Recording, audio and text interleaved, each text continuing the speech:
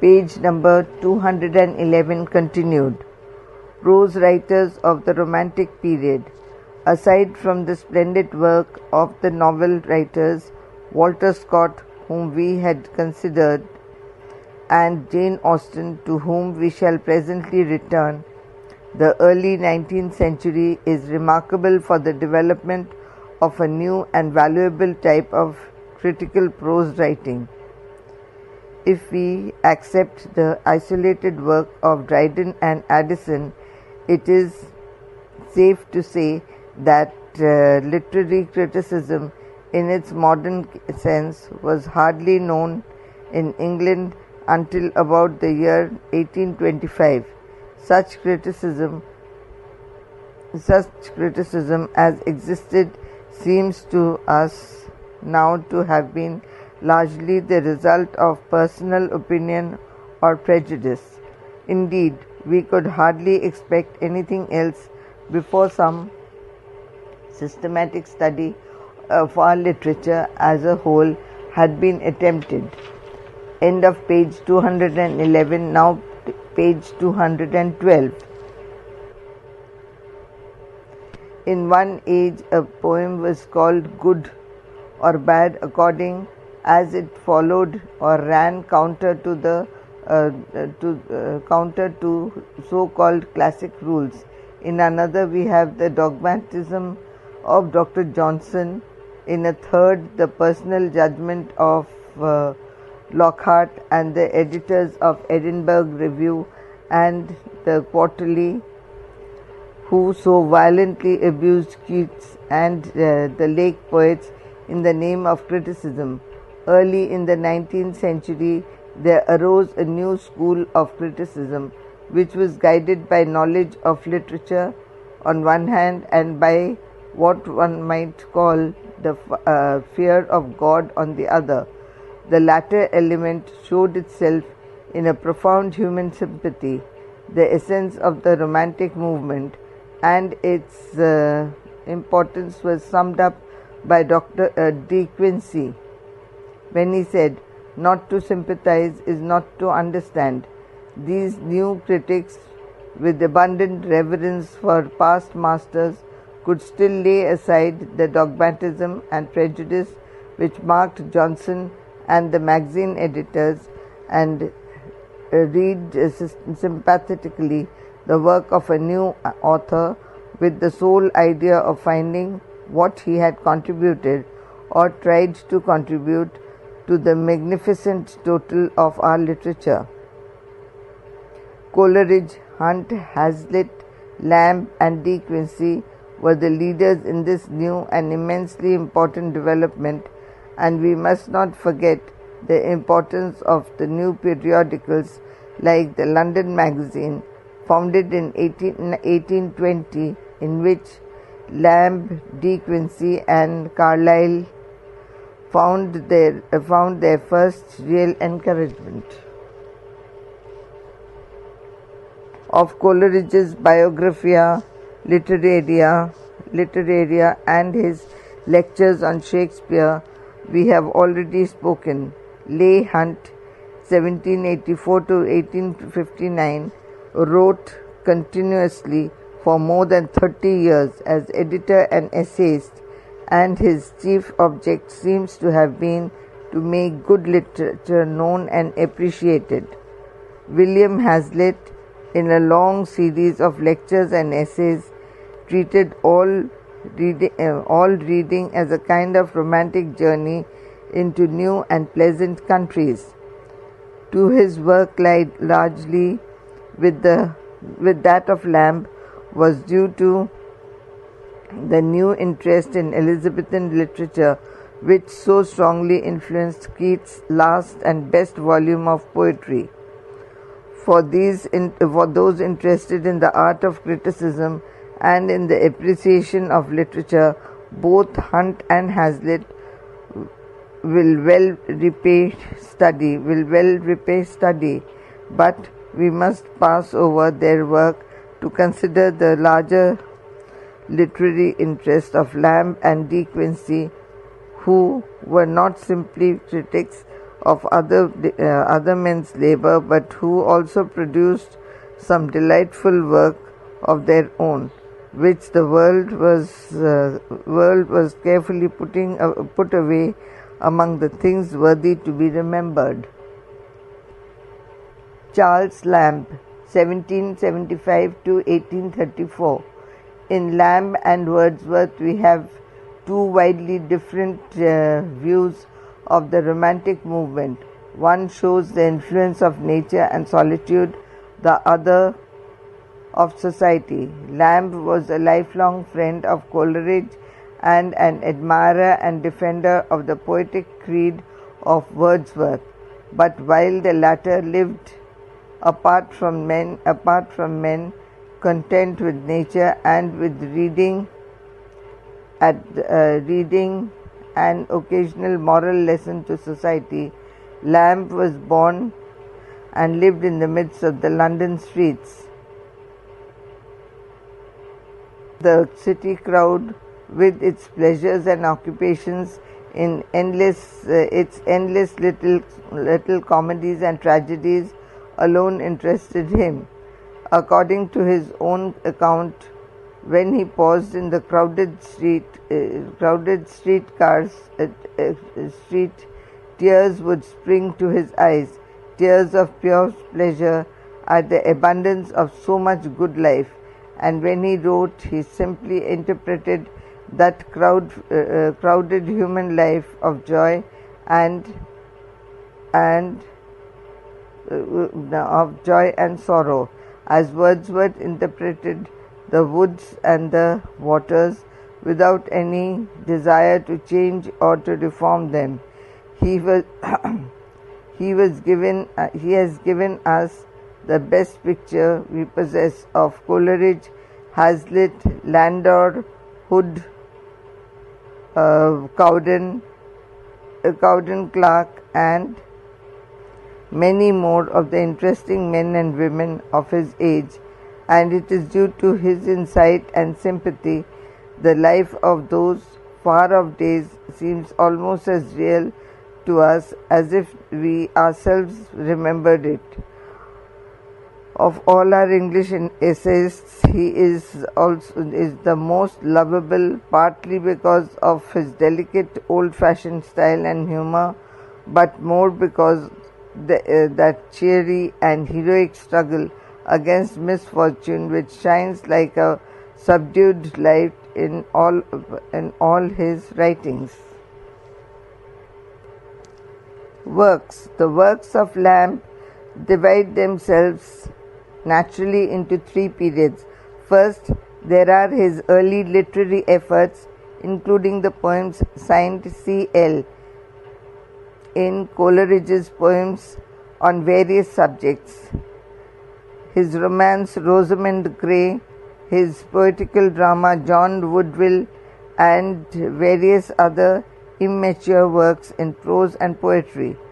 This period comes to an end in 1803 when he gave up his newspaper work, especially the contribution of 6 jokes, puns and squibs daily to the Morning Post at 6 pence a piece.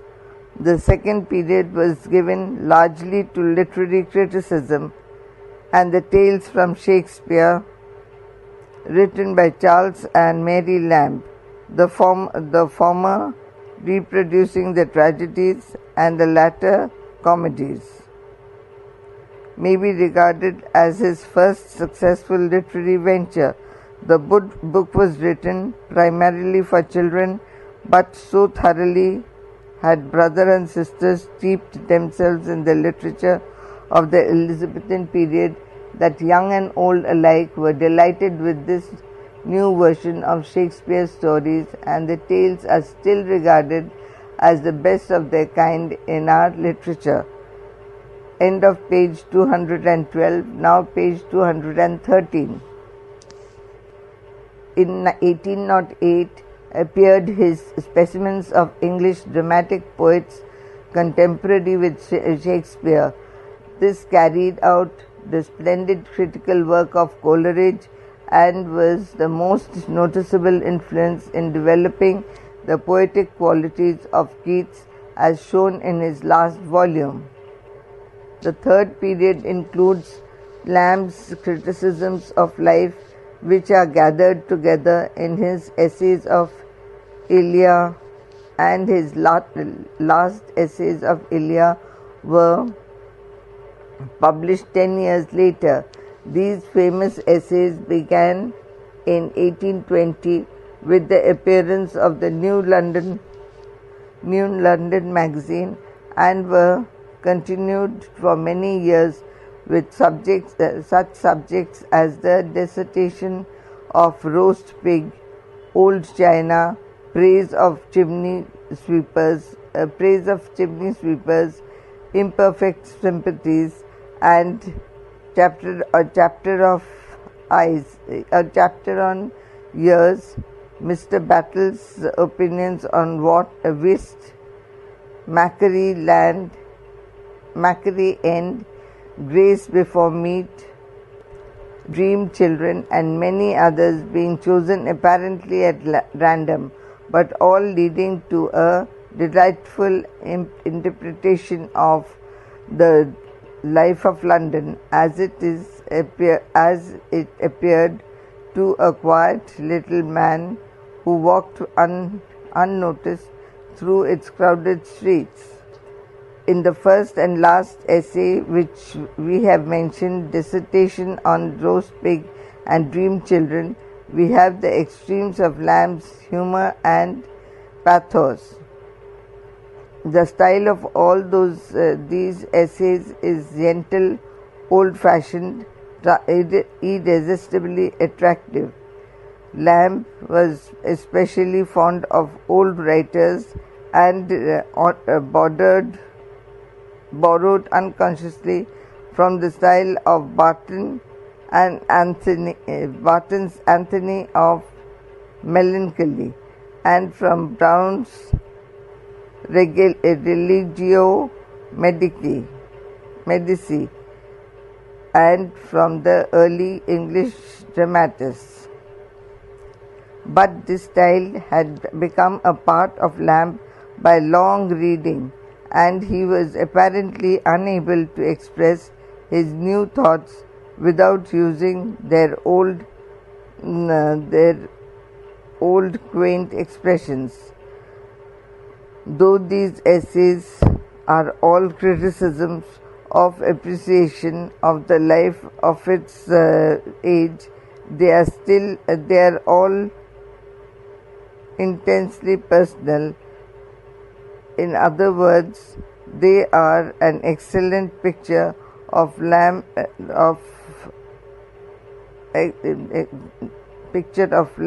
and humanity, without a trace of vanity or self-assertion. Lamb begins with himself with some purely personal mood or experience, and from this he leads the reader to see life and literature as he saw it.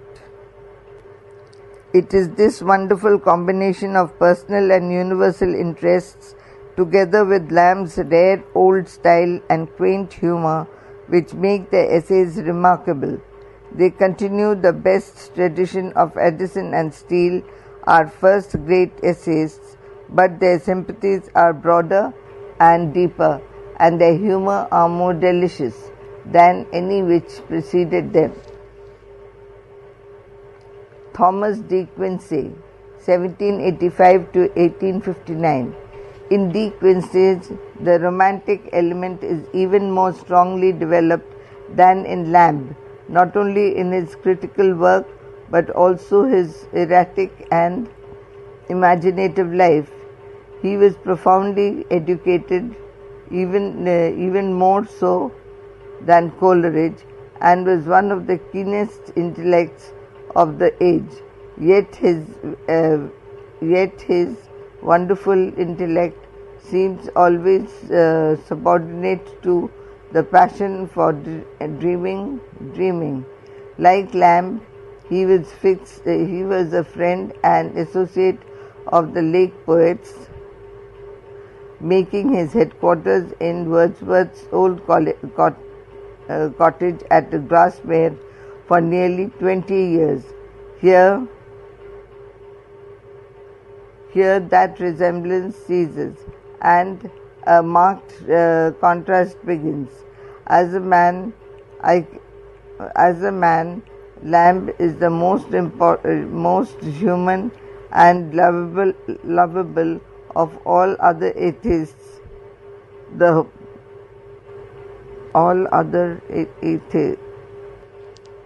As a man, Lamb is the most human and lovable of all our essayists, while De Quincey is the most uncanny and incomprehensible.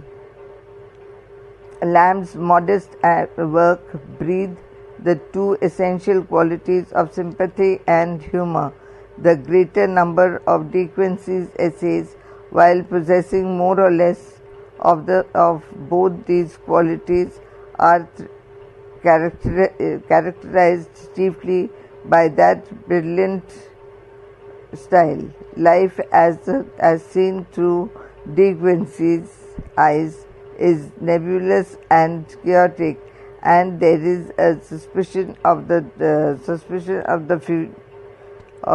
fabulous in all that he wrote.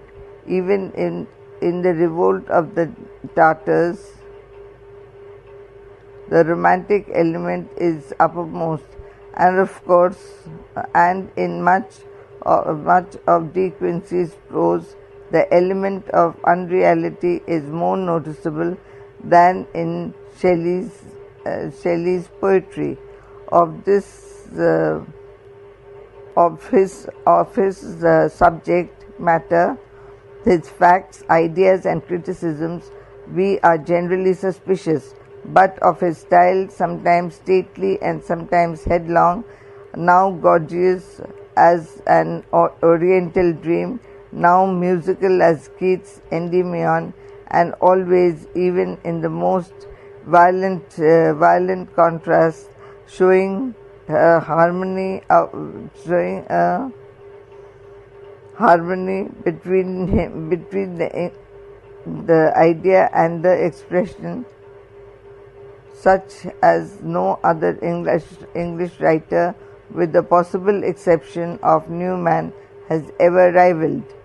Say what you will of the marvelous brilliancy of De Quincey's style, and have still only half expressed the truth. It is the style alone which makes the essay immortal. Works of De Quincey. De Quincey's works may be divided into two general classes. The first includes his numerous critical articles, and the second his autobiographical sketches.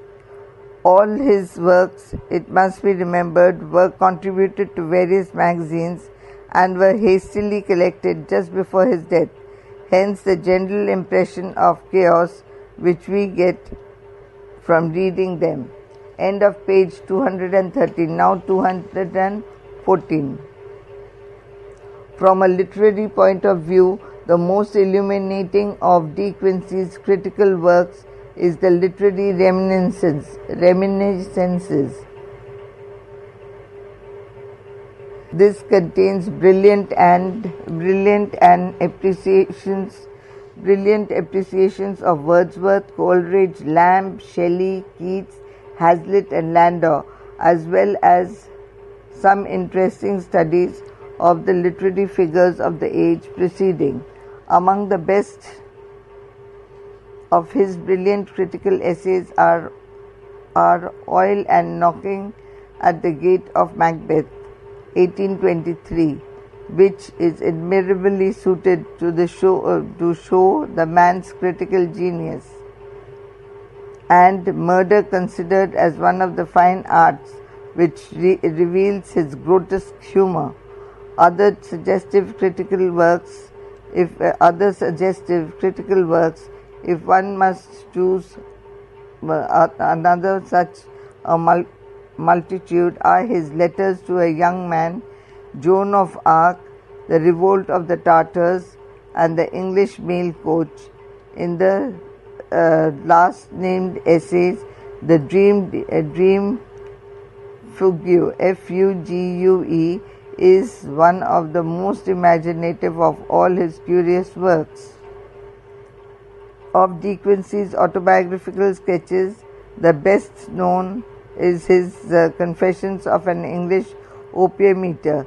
This is only partly a record of opium dreams, and its chief interest lies in glimpses it gives of us of De Quincey's own life and wanderings. This should be followed by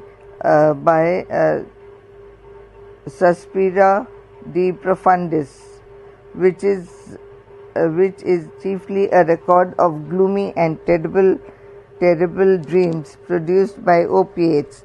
The most interesting part of the Suspiria, showing De Quincey's marvelous insight into dreams, are those in which we are brought face to face with the strange feminine creations: Lavina, its Madonna, Our Lady of Sighs, and Our Lady of Darkness. A series of autobiographic sketches completes the revelation of the author's own life.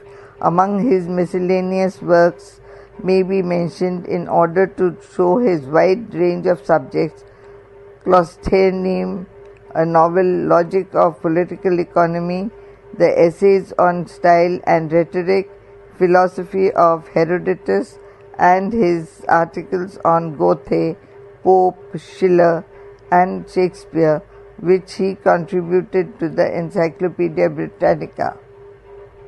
De Quincey's style is a revelation of the beauty of English language, and is profoundly influenced Ruskin and other prose writers of the Victorian age. It has two chief faults: diffuseness,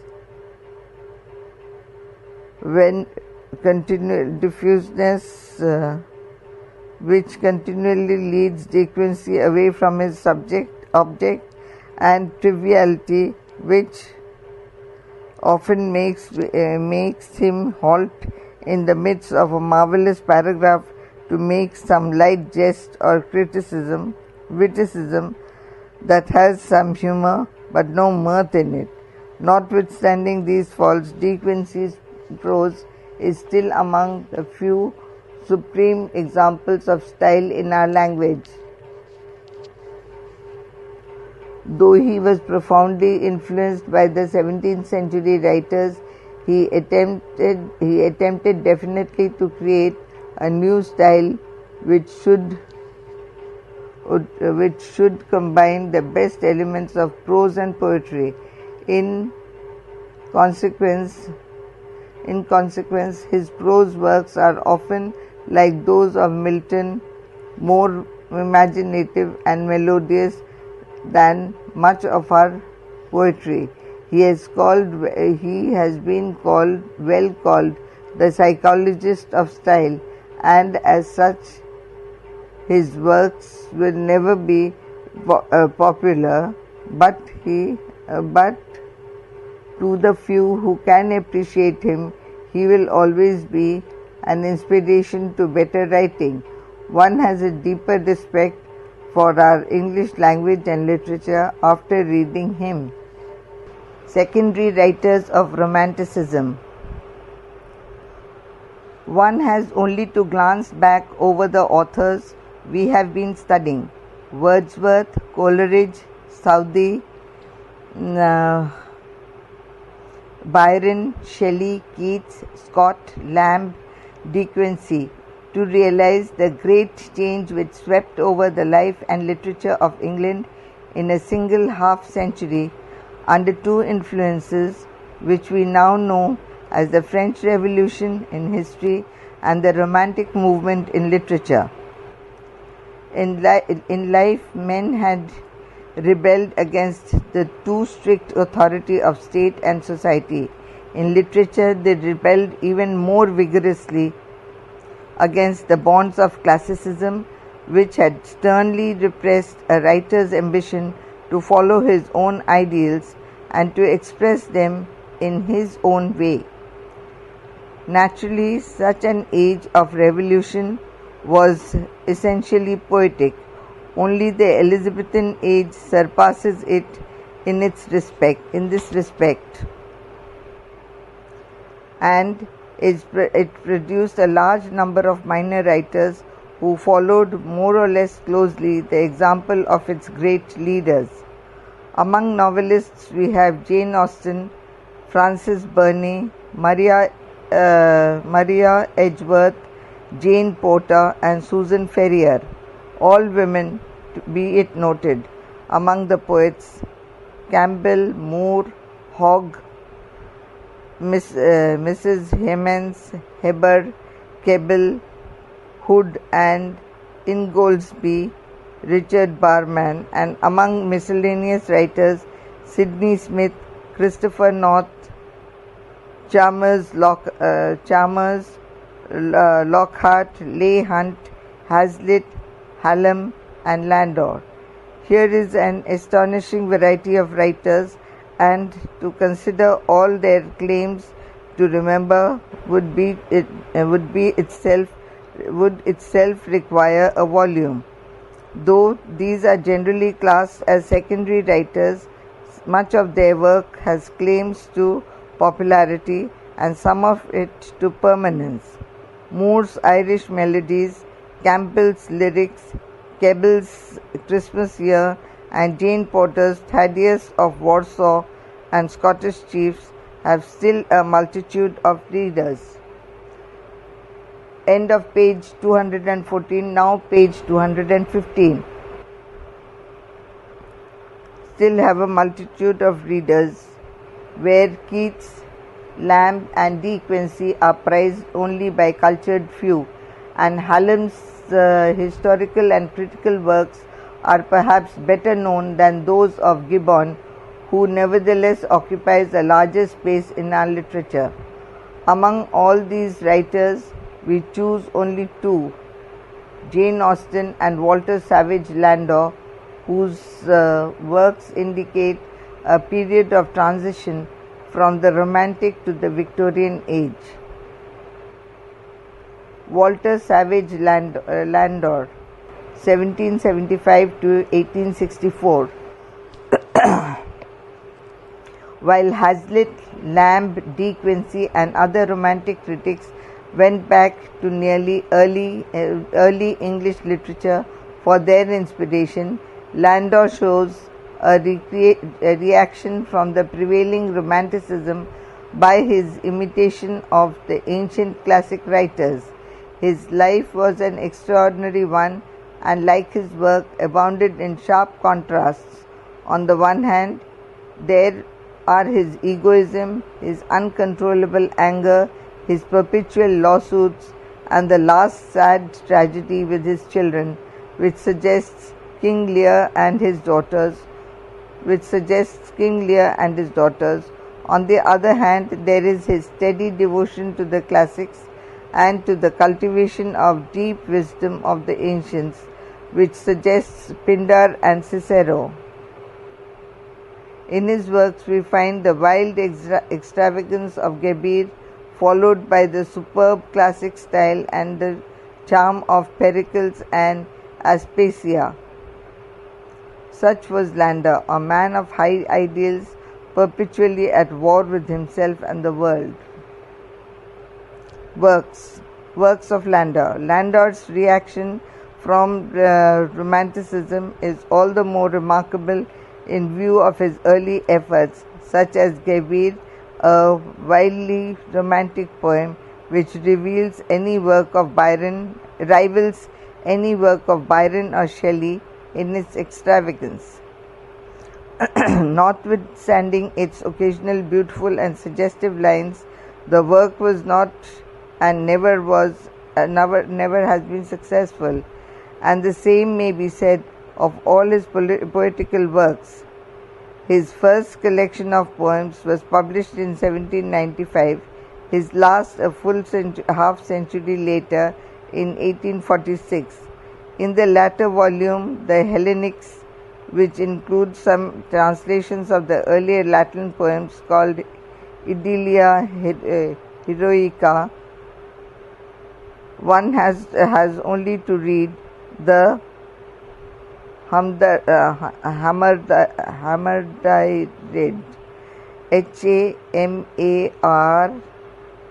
Hamardaid,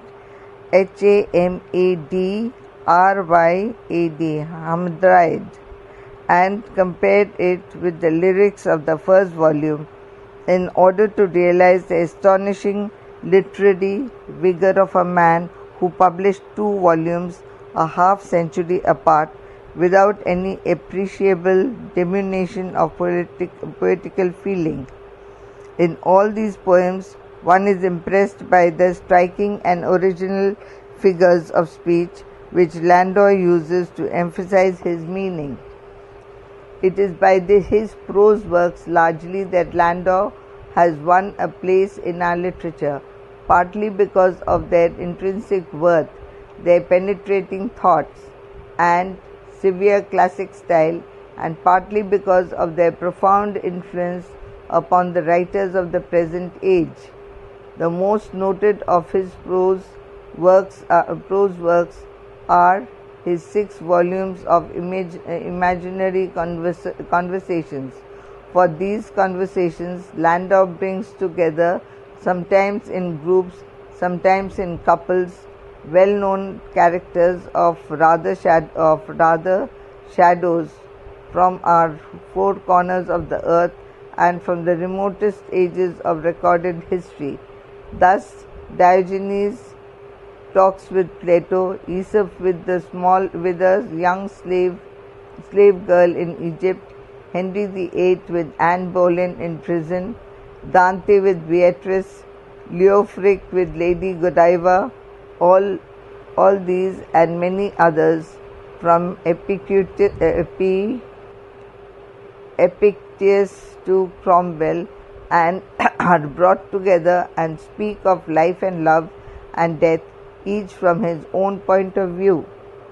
Occasionally, as in the meeting of Henry and Anne Boleyn, the situation is tense and dramatic, but as a rule, the characters simply meet and converse in the same quiet strain, which becomes, after such much reading, somewhat monotonous. On the other hand, one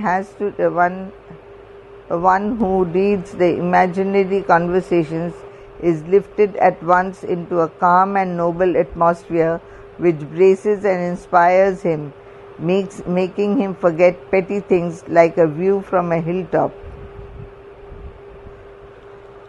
By its combination of lofty thoughts and severely classic style, the book has won and deserves a very high place among literary records.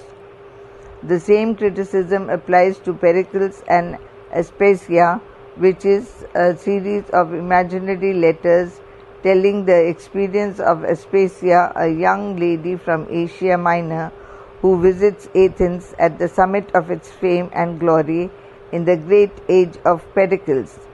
This is, in our judgment, the best worth reading of all Landor's works.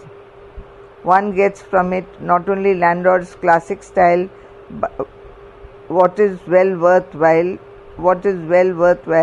a better picture of Greece in the days of its greatness than can be obtained from any historical volume. Women novelists of the Romantic Age. Maria Edgeworth, Fanny Burney, and Jane Austen are the 3 great women novelists of the Romantic Age, and of the 3, Jane Austen is the greatest. Maria Edgeworth, 1767 to 1849, published her first novel, Castle Rackrent, in 1800, and was followed by The Absentee and Belinda. Her work has a unique importance in the history of English novel, for she is the founder of the regional novel in England. End of page 215, now page 216. She gives to her novels a local habitation and name, and her characters are conditioned by the fact that they live in a particular locality which has its own tradition and distinctive way of life. Her characters are generally rounded lifelike figures which live long in the memory once one is acquainted with them. Fanny Burney, 1752 to 1840, preceded Jane Austen by several years. Her masterpiece Evelina was published in 1778 when Jane was about 3 years old. Cecilia came 4 years later, and Camellia in 1796, the same year in which Pride and Prejudice was written, though it was not published till 1813. There is no doubt that Jane Austen owed much to her predecessor, but her gifts were far greater. Miss Burney's cleverness consists in the portrayal of feeling in a young girl's sensitive mind. Her stories are stories of country life and simple everyday activity. Miss Burney had her vogue only for a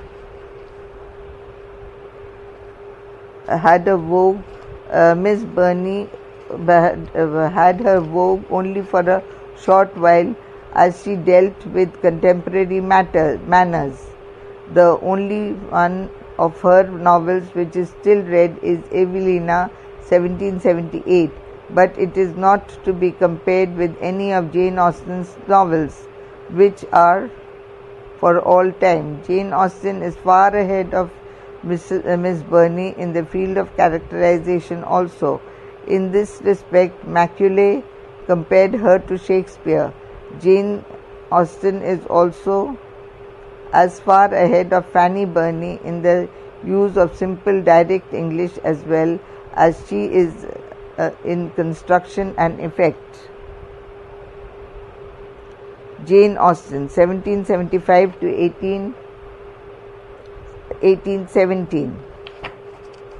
As a novelist, her works: Sense and Sensibility, 1811, Pride and Prejudice, 1813, Northanger Abbey and Persuasion, 1818, Mansfield Park, 1814, and Emma, 1816, are the greatest novels of Jane Austen. Her sense of form.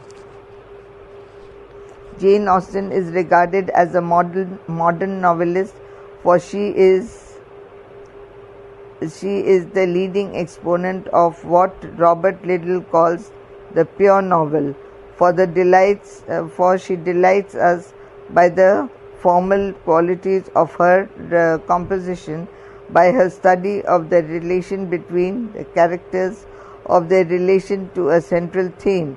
The pure novelist's criticism of life is an aspect of his design.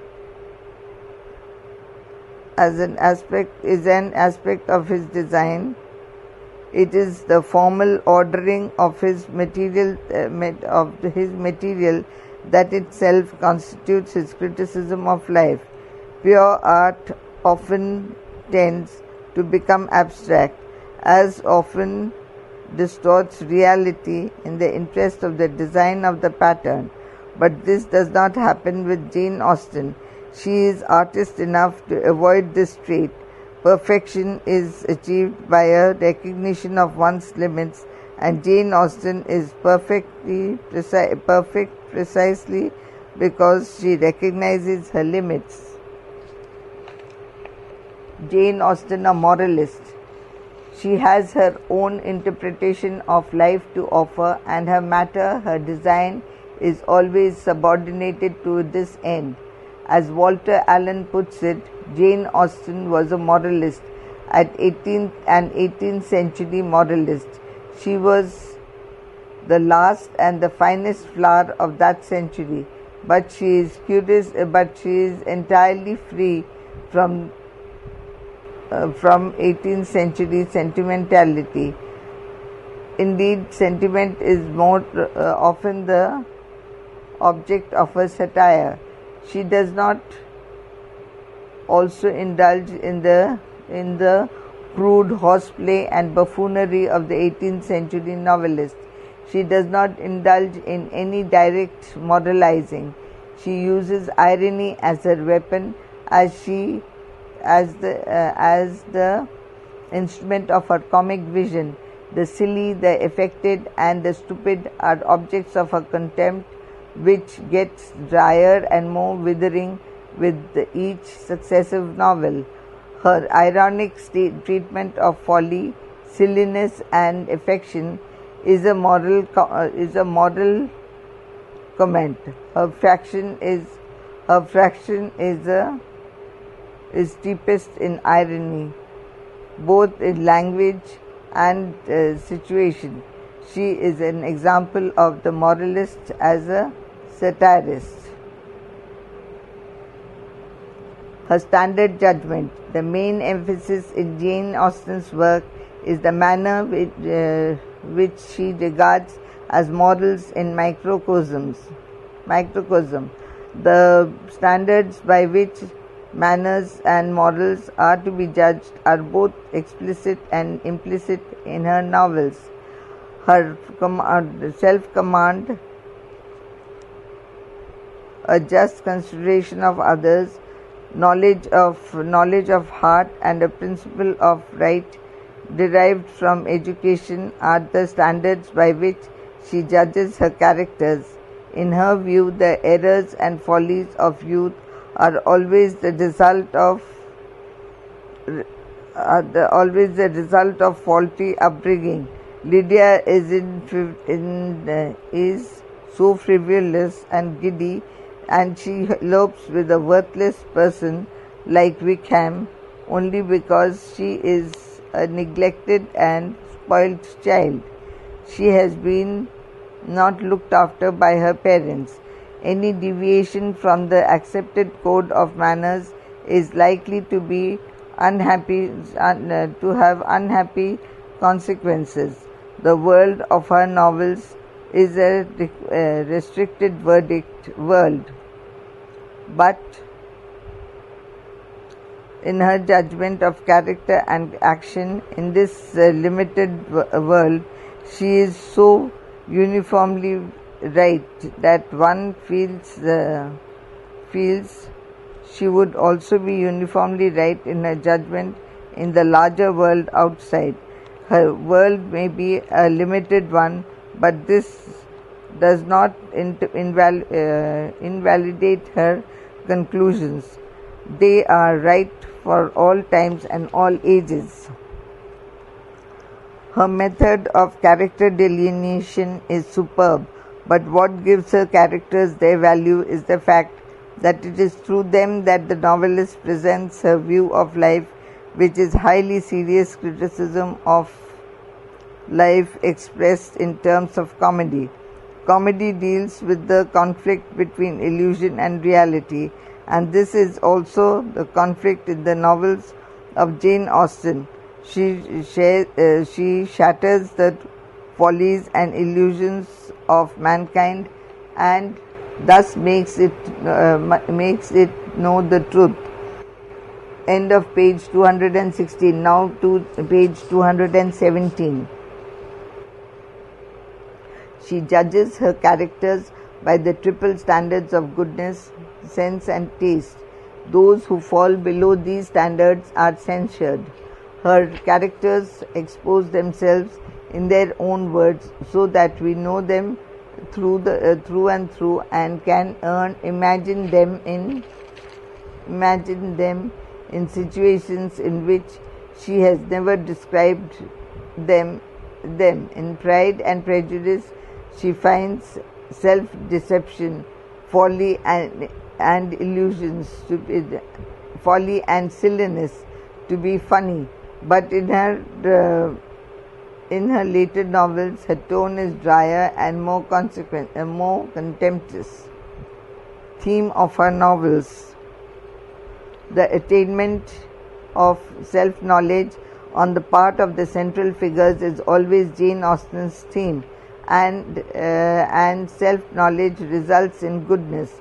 Thus, Elizabeth gradually discovers the truth about Darcy and Wickham and sheds her prejudices. She has been proud of her discernment, but she finds that she has been wrong in judging both Darcy and Wickham. By the end, the readers by the end, she realizes her folly and her prejudice. Life for her is thus a continuous process of increasing self-knowledge. Experience teaches us how we live wisely and temporarily, and so also happily. Hanuman's happiness comes out of internal harmony, and also through harmony with the rest of the world. Jane Austen was a religious woman, but religion is not an active element in the life she portrays. Her morality is not transcendental. She is an idealist, but a practical idealist. She, in her view,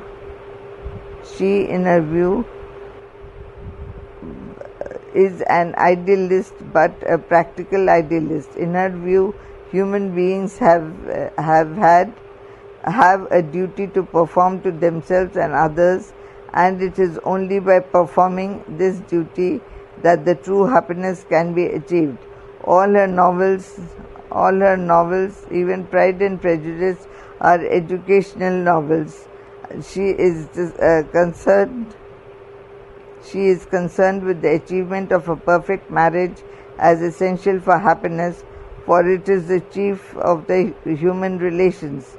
It is necessary for happiness. It is necessary for happiness as well as for development of personality.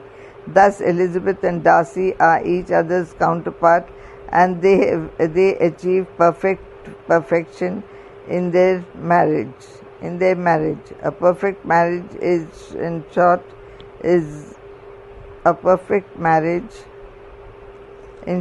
fundamentally a perfect friendship. Each of her novels is built around a theme, and each expresses some aspect of her view of life. Thus, Pride and Prejudice exhibit the folly of trusting to first impressions uncorrected by a mature observation.